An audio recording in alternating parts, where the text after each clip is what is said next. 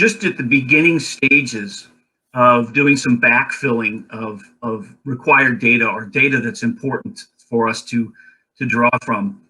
One of the interesting things about shooting reconstruction is it's very intuitive, and everyone understands that when you fire a gun, the bullet goes straight down the barrel and straight on, over a short distance at least, straight on to whatever it hits. And so we have oversimplified that straight line.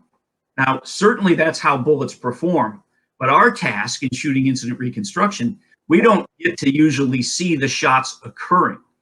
What we're looking at is a bullet impact site downrange, and that's where the research needs to be filled in. How do we evaluate all of these different bullet impacts?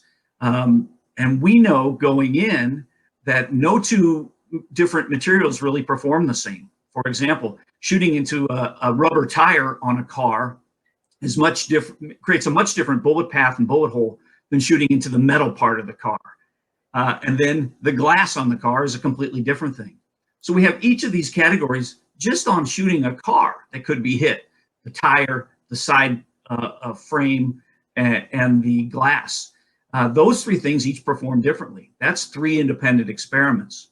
Then when we fold in the different calibers, velocities, and energies, we have just tripled that process when we're trying to understand what's going on in tires, glass, and sidewalls, and car metal.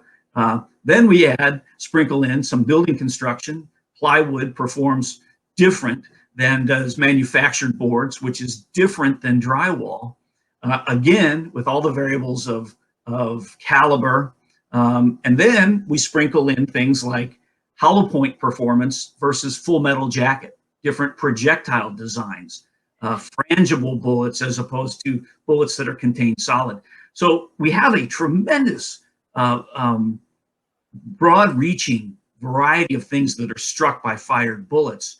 But we've oversimplified by trying to push them all into the same corner and say, okay, here's the numbers that we like to use, and we like to give a range.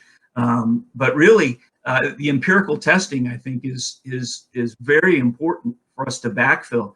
As you see in Tangen's photographs from the 1920s and 30s, we're just putting straight lines to the bullet holes and drawing them straight back. Well, we have to be careful when we're looking just at the impact site that we are in fact drawing that straight line properly and answering the question properly.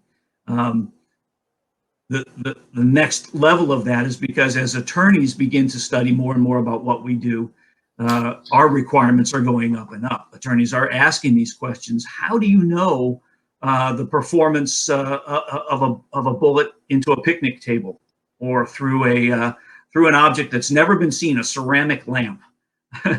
So the question becomes, empirical testing is needed on many of these. And so earlier you asked me about getting physical evidence in my laboratory here, and yeah, oftentimes I will request the same type of ammunition, the same firearm, and actually shoot experiments to try to validate or refute what is being claimed in an event.